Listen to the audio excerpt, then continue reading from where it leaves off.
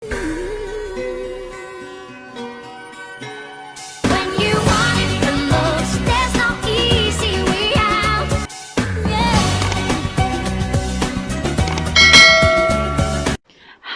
Welcome to Jang's Journal. It's a brand new day, brand new life, and of course, it's a brand new vlog.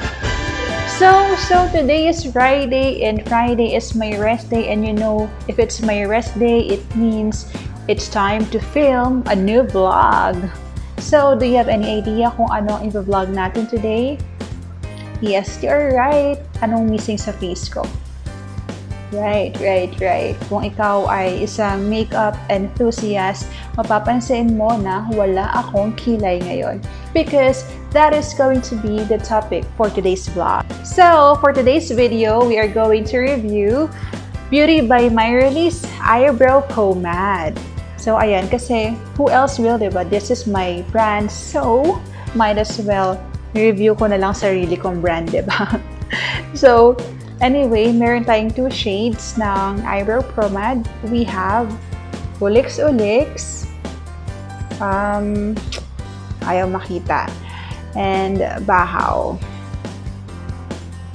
Ayan, dalawa lang yung shade ng eyebrow.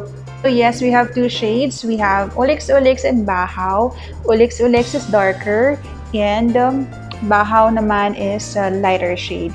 So before we continue applying the product, I want to give you a short story about the shades, the name of the shades of this pomade. So starting with Ulix.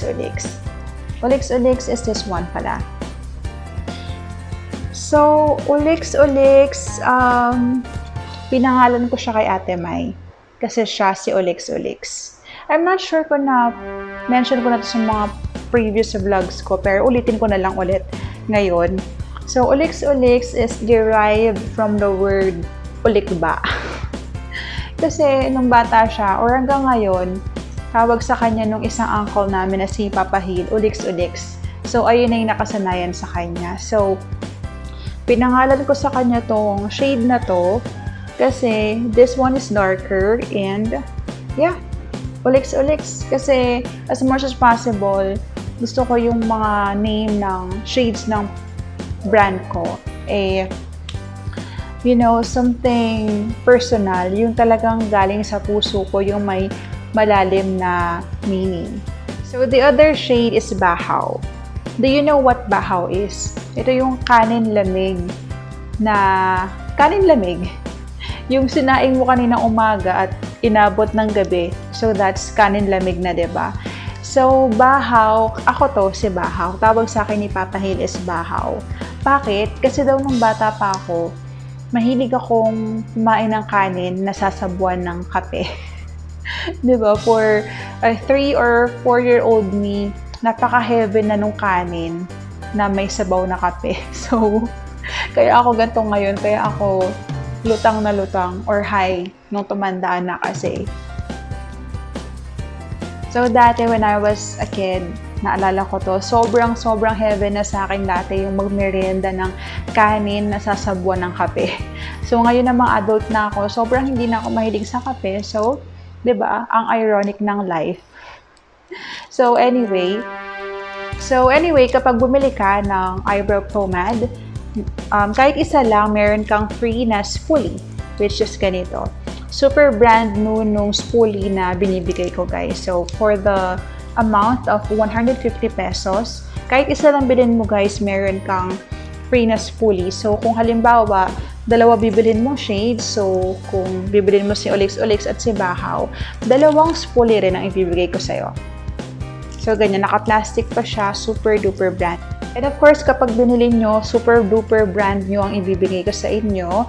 Like this one, na naka-sale pa siya. I'm not sure kasi kung kita sa camera. Kasi hindi nagpo-focus kasi cellphone lang yung gamit ko. So, ayan guys. Kita nyo ba naka-plastic pa siya? Naka-seal pa siya. So, super safe nyo tong ma-receive. Lalo na kapag nag-purchase kayo via Shopee kasi iano ko pa siya, iba-bubble wrap ko pa. Sobrang balot na balot to, guys. So, yeah, kapag nag-order kayo, super duper safe. So without further ado, let's go ahead and start the review. I would like to start with the shade Olix Olix. So, buksan na natin si Olix Olix.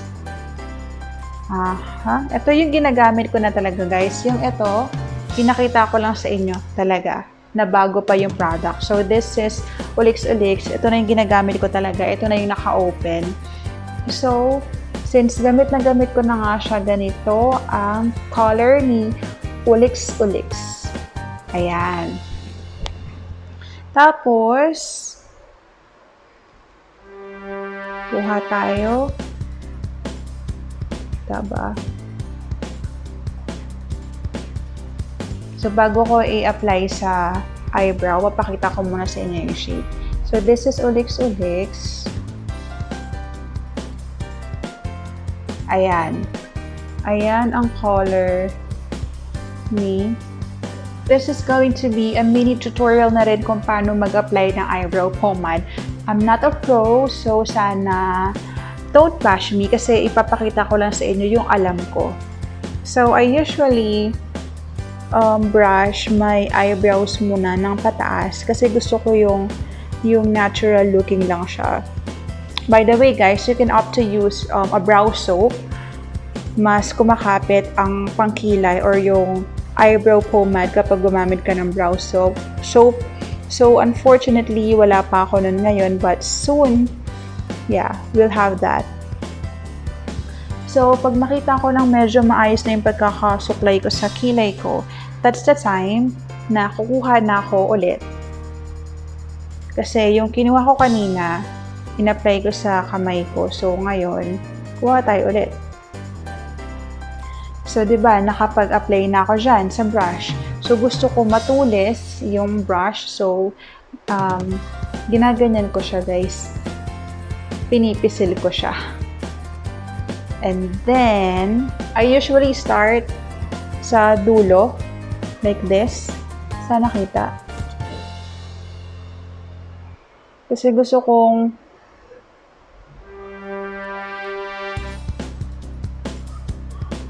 i-shape muna.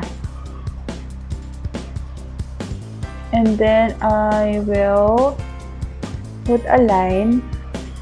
So, basically, i-drawing ko muna yung kilay ko.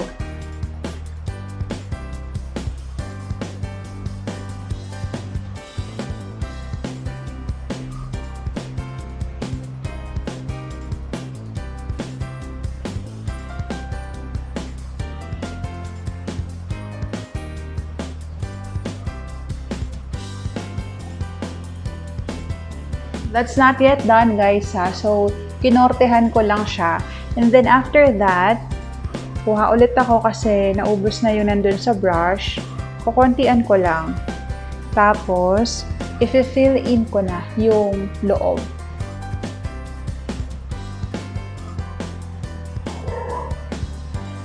So, make sure lang na gagaangan mo lang yung kamay mo, guys, kasi ayaw nating maging makapal siya.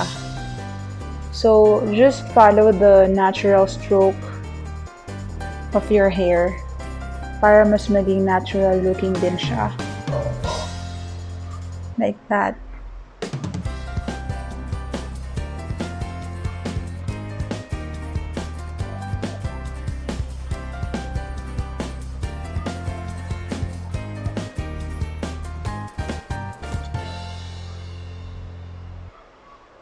So, ayan. Na-fill in na natin yung gitna, yung loob. But don't worry, hindi pa yan tapos, guys. Tsaka pa, diba? So, you have to use your brush again. Diba, napaka-convenient nung gamit na brush kasi dual-ended siya.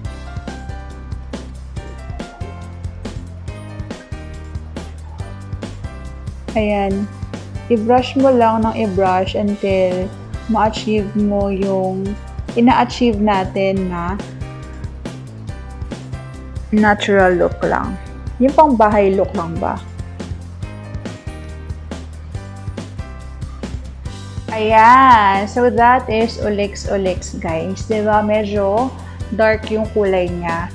So, Gagawin naman natin is, try naman natin si Bahaw sa kabilang kilay. Hindi ko alam kung magmumukha ba akong tanga kasi magiging magkaibang kulay yung kilay ko, but yeah, no problem, let's try that. So, we will use the same brush, kaya tinatanggal ko muna yung kulay, yung kumulay na uliks-uliks kasi para makita talaga yung totoong color ni Bahaw. So, we will do the same procedure first. Suklayin muna natin. Kita nyo ba? So, yeah, gusto ko upward siya para yung stroke ng hair ay pataas din. Kasi yun ang susundan natin later. So, we're done brushing the hair. So, we will use Bahaw na. Let's open Bahaw. So, same drill. Kuha tayo. Ayan na si Bahaw. Diba? Gamit na gamit din siya. So, kuha tayo. And then, just to show you, this is the color Bahaw.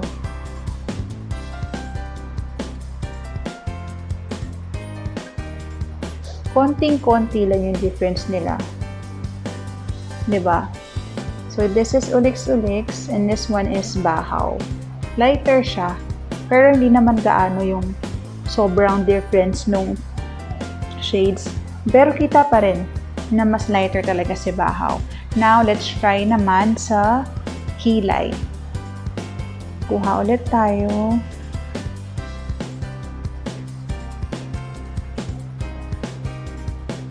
Same drill, same procedure, dulo ulit muna.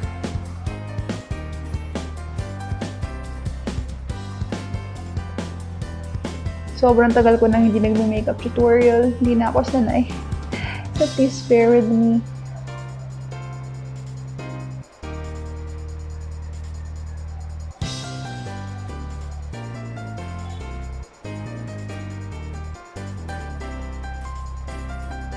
Guhitan muna natin ulit.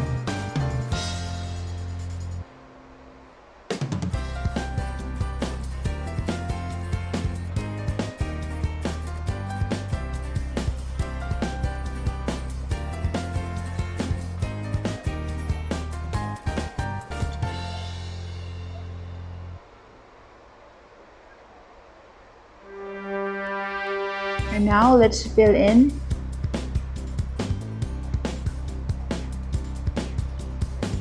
So again, just follow the stroke of your natural hair.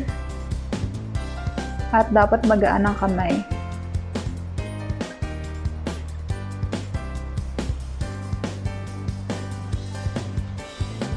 So pagdating talaga dito sa dulo, pag ganito na, pataas na yung pag-a-apply ko.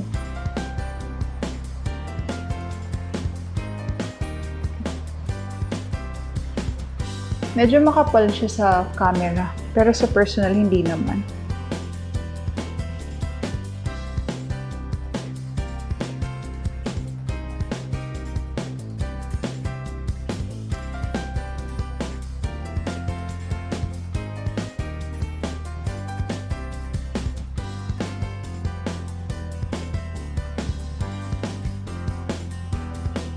So guys, huwag kayong magulat sa mukha ko. I'm just giving you a closer look ng kilay. So this one, yung right na kilay natin, this is Ulix-Ulix. And, yan, titigan yung mabuti ha, kung gaano siya ka-dark. Wala pa ako nilalagay na kahit ano dyan, na concealer and all. Yung pomade lang yan mismo. So that's the color of Ulix-Ulix. And then the other side, this one is Bahaw naman. Take a look. Diba? Hindi ko siya na-perfect pa. But that's okay. Nasa bahay lang naman tayo. So, this is the color Bahaw. So, I think it halata naman na this is lighter than this one. So, Bahaw, Ulix-Ulix, Ulix-Ulix, Bahaw. So, sa unang tingin, hindi naman siya halatang magkaibang shade, no? Diba? Kasi sobrang lapit ng color. Pero nadudumihan pa ako sa itsura niya. I think gusto kong mas malinis pang tingnan, so I will put some concealer. Kasi ang tagal na nito sa akin. Hindi siya maubos-ubos. So, lagyan natin.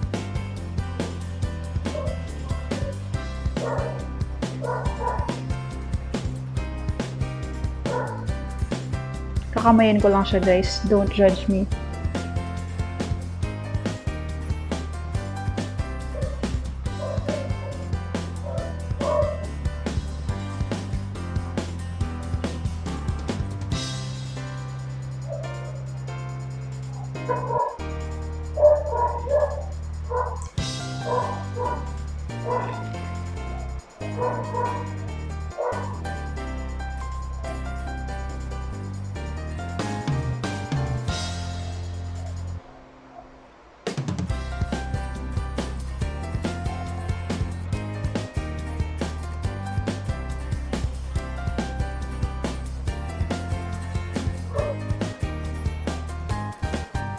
Artehan lang natin ng konti. Lagyan natin ng Beauty by Myralie liquid highlighter para lang ma-enhance siya.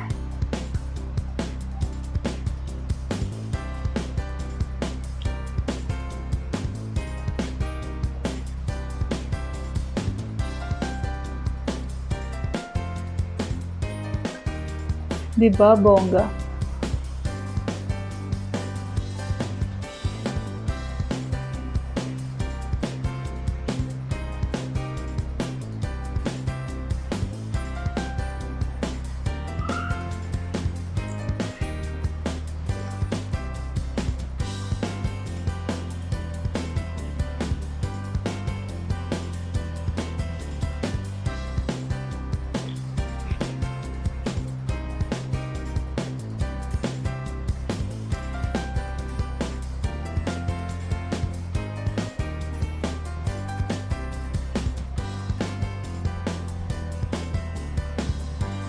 And we're done! Ito na yung pinagmamalaki kong eyebrow pomade. Diba? So, I'll give you a closer look again. This is Bahaw.